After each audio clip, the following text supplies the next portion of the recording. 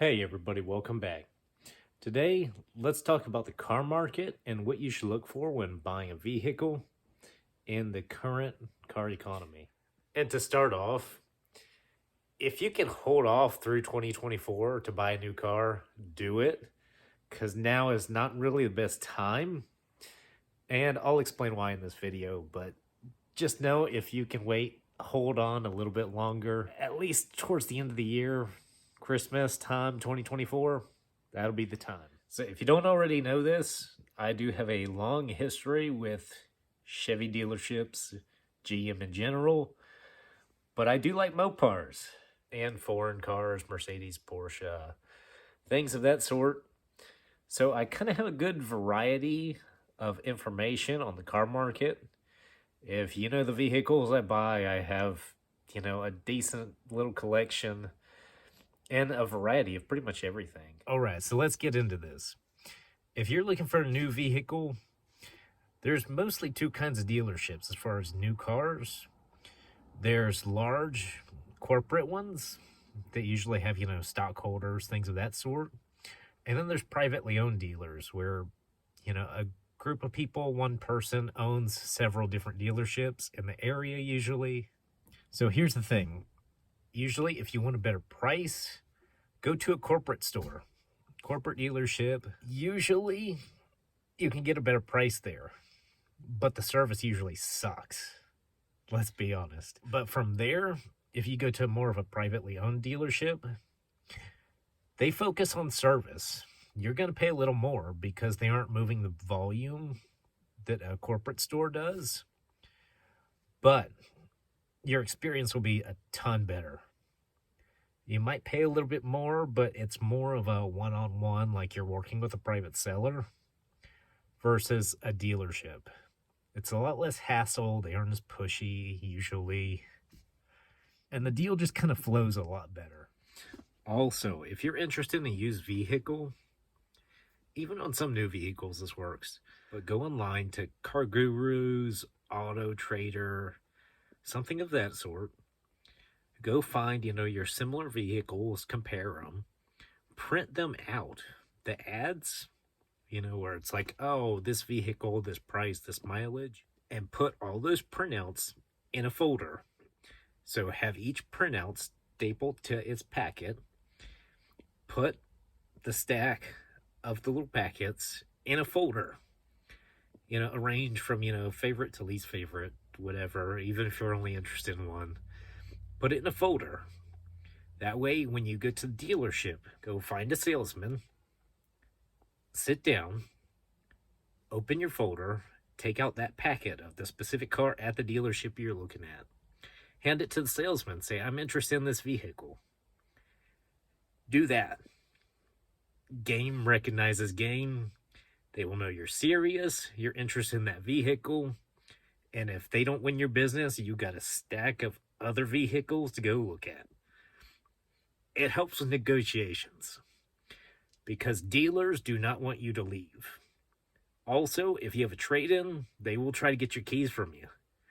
So usually leave trade-in to the after fact. But that's just me. My tips, what I've learned. Because too, usually when you say you have a trade-in, they value your trade-in. The salesman takes your keys, gives it to the manager. Manager values your trade. The manager keeps your keys to keep you there to do the deal until you insist on leaving. And they'll try to talk you back in, to say, oh yeah, we can do it at, X amount of price.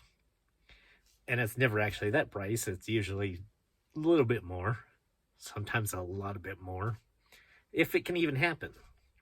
But it's their job to keep you there. So just be aware of that. Do trade in after the fact. If they even have your vehicle there or not, that's another thing. And also, if you are looking for a vehicle right now, you cannot go wrong with anything Hemi powered. The Charger, the Ram, Challenger, anything with a Hemi in it. They're simple engines. If they have an issue, it's not that big of a thing. There's aftermarket support. They're pretty reliable for the most part. A A lot of the newer Chevy vehicles have recalls, like the Silverados have roofs that are splitting right now. Um, so that's a weird situation going on there. But if you're looking for vehicles, do your research. Definitely do your research. Have your printouts, your questions. If you have questions on a vehicle, have it all written out so you don't forget. If you're looking for a small crossover SUV, Mazda CX-5 all the way. If you're in Florida, Mazda and Wesley Chapel, that's the place to go. I'm not the biggest Mazda guy, but their cars are decent right now for those CX-5s. They're willing to deal on them. You can't really go wrong. And Dodges, they're selling, but they have a huge inventory right now. Anything Mopar, the Chryslers, the Dodges, the Jeeps, they're sitting on dealer lots. The lots are full. And they're usually a little more willing to work with the price. It just is what it is. Dealerships make their money through the service drive. That's how it always is. So if you know my backstory, I recently moved from a corporate GM dealership to a privately owned GM dealership. And normally the privately owned dealerships, they focus more on the service side of the business. Dealerships that sell new cars usually lose money on new cars. Unless you're selling Demon 170s over markup for, $200 over sticker. But that's another topic. So corporate dealerships, they sell cars to move volume, to appease their stockholders, and then they, pat themselves on the back. Oh, we sold 150 cars this month, but we only lost, $46,000. Like, so you sold cars, but you lost money. Yeah, but we did good. We sold our number of 150 cars this month. Corporate dealerships, that's what you're working with. So from there, let's move on to used cars. If you're into risk, play the auctions, whatnot. Usually the best bet when I'm looking for a used car, Facebook Marketplace, word of mouth, people in town. If you go to church, say you're looking for a used car. If you aren't that picky about what you're looking for, usually you can find a pretty good deal on something. For example, I think I picked up a 2011 Toyota Camry in some of the videos you might have seen. $1,500. 2011 Camry, runs and drives great. We ended up giving that car away, but that's the kind of deals you can find. Just talking to people in a small town, you'll usually come up with something decent.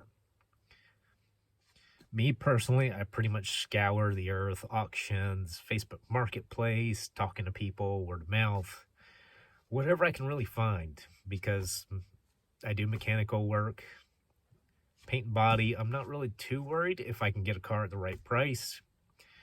If you're looking to flip cars, here's the key. You make the money when you buy the car, not when you sell it. So look for deals, what kind of work you can do. Don't overpay for it unless it's a good deal. I think my 98 Chevy, I paid like $600 for. The Suburban, I think we were in it like 700, something like that. Camaro Z28 T-top, that was like $800. You got to look for the deals when you're buying if you're trying to flip, because when you sell, the market's rough right now trying to sell cars. That's why I kind of backed off reselling used cars right now, flipping cars. The market is wild for what's been going on. But too, if you're looking at used cars, whether it's Facebook Marketplace, dealerships, check Carfax, Car Vertical, whatever you want to look at. Just something that tells you the history of the vehicle, if it's been in accidents, how many owners it's had, where it's from. Because, anything north of the Salt Belt, really, probably not a good buy. Granted, they are cheaper, but once you get to maintenance, that's kind of where the issues start. A lot of bolts will be rusty, bolts will snap off. your gaskets, the rubber grommets, things like that. Um, it's just a pain in the butt. So try to stay away from the rust cars.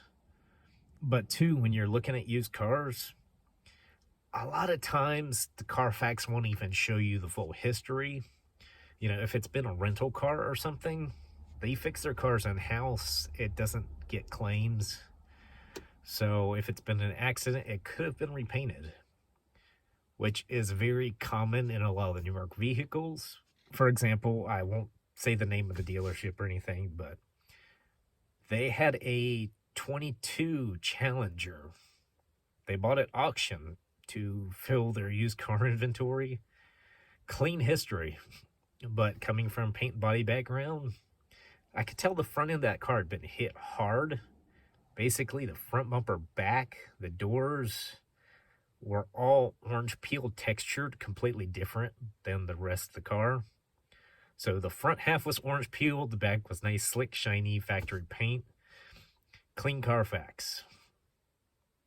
There's a lot of that stuff floating around, especially right now.